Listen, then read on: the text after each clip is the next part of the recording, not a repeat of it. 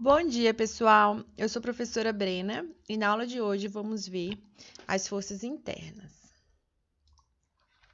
Para projetar membros estruturais ou mecânicos, é preciso conhecer as cargas atuando dentro do membro, a fim de garantir que o material possa resistir a elas.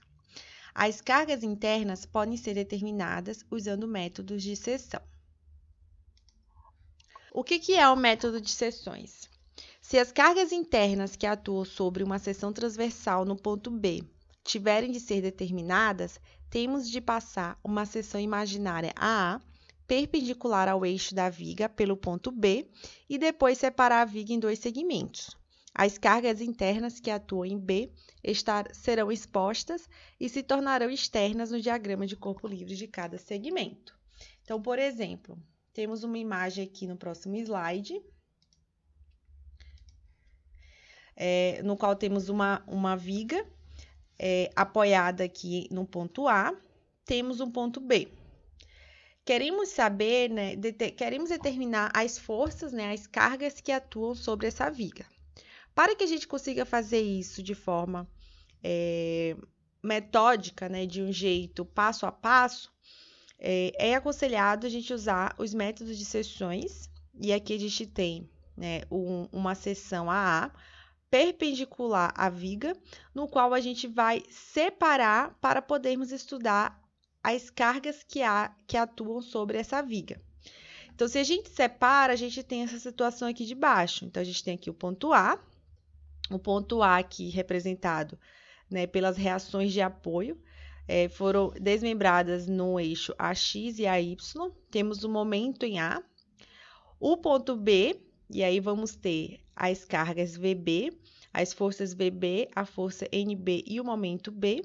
E temos aqui do lado mesmo conjunto de cargas, porém com sentido oposto, atuando nessa outra seção. Iremos entender o cálculo separado de cada uma das seções e assim determinamos as cargas totais que agem sobre essa viga. Identificação das forças. As forças que vão atuar no nosso estudo de estática esse semestre são 3 forças comuns. Uma é chamada de força normal, a componente da força normal, que a gente chamamos de NB, que atua perpendicularmente à seção transversal, é chamada de força normal. A componente da força VB, que é tangente à transversal, é chamada de força cortante, ou força de cisalhamento, e o momento binário, MB, é conhecido como momento fletor. Então, em primeiro lugar, deveríamos desenhar o diagrama de corpo livre. Em segundo lugar, precisamos identificar essas 3 forças que atuam sobre o corpo. Força normal, força cortante, ou também chamada de cisalhamento, e o momento fletor, que é o momento binário que age no ponto B. Aqui nós temos representada a força normal. A força normal em física, para quem não lembra, é a força que age entre 2 superfícies. Então, por exemplo, se a gente tem essa superfície em contato com outra que se tivesse aqui, nós teríamos essa força normal agindo perpendicular a essa superfície. Se tivéssemos, por exemplo, essas duas superfícies em contato, teríamos uma força normal agindo nesse sentido do lado desse corpo e nesse sentido do lado desse corpo. Então, essas são as representações da força normal. A força cortante ou de cisalhamento, também conhecida como força de cisalhamento, é uma força que age tangencialmente ao corpo. Ela tem esse nome porque ela vai atuar na seção transversal da peça, como se estivesse mesmo fazendo um corte. Deixa eu desenhar aqui para vocês. Como se estivesse fazendo esse movimento de corte. E aqui a gente tem representado pela letra V, forças cisalhantes, que representam essas forças desenvolvidas nesses membros estruturais. E temos aqui o momento fletor, que é o momento binário. A gente já estudou o momento, o momento ele é dado pela distância perpendicular à força, vezes a força.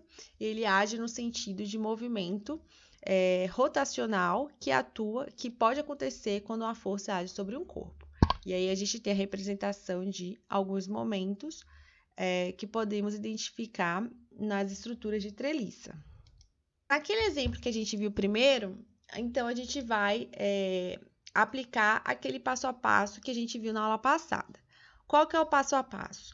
De fazer o diagrama de corpo livre, identificar as forças internas, que semana passada a gente fez como exercício apenas identificar as forças, e agora a gente já tem nome, né? A gente vai começar a identificar, de acordo com as leis da física, força normal, cisalhante e momento fletor. E a gente não pode se esquecer de aplicar a terceira lei de Newton. De acordo com a terceira lei de Newton, nós temos que a somatória das forças, né, que estão em equilíbrio, elas devem ser igual a zero. Então, a gente deve sempre considerar as cargas que atuam em sentidos opostos e no mesmo sentido em cada segmento, e a somatória dessas forças que estão no mesmo sentido deve ser iguais a zero, que foi o que a gente viu semana passada. Aqui, para um corpo, temos representado essas três forças, né? Essas três cargas que acabamos de aprender: força de cisalhamento cortante, força normal e momento fletor. Convenção de sinal. A força normal é considerada positiva se ela criar tração nos corpos, ou seja, se a gente tem uma situação no qual um corpo ele está apoiado nesse sentido aqui na superfície, a força normal para esse corpo B, ela sempre será no sentido para cima, ou seja, ela vai criar uma tração nesse corpo, que é essa força de repulsão ao ponto que ela está em contato. Contudo, se o apoio tiver nesse outro sentido, né, se ele estiver aqui em contato nesse sentido, a força normal será perpendicular, então, a esse contato na horizontal, ou seja, a força normal ela sempre será no sentido de criar tração, sempre lembrando do atrito entre o corpo e a superfície. E aí a gente pode ter a força normal ou no sentido horizontal, se o corpo estiver nessa posição 1, ou no sentido vertical, se o corpo estiver nessa posição 2. Dos dois jeitos, a força normal está criando tração em relação ao corpo. A força cortante ela é positiva se fizer com que o segmento da viga sobre o qual atua gire no sentido horário. Então, se a gente tem aqui, traçarmos o sentido horário, que é esse sentido, a força de cisalhamento ela terá que ter o sentido em direção a esse sentido horário, com o sentido cortante à força que ela age. E o momento fletor é considerado positivo se tender a uma curva do segmento de uma maneira côncava para cima. E aí, em relação ao momento fletor, a gente pode compreender o sinal fazendo a regra da mão direita e perceber qual que é o sinal positivo desse momento fletor. Cargas opostas a essas que representamos serão consideradas negativas.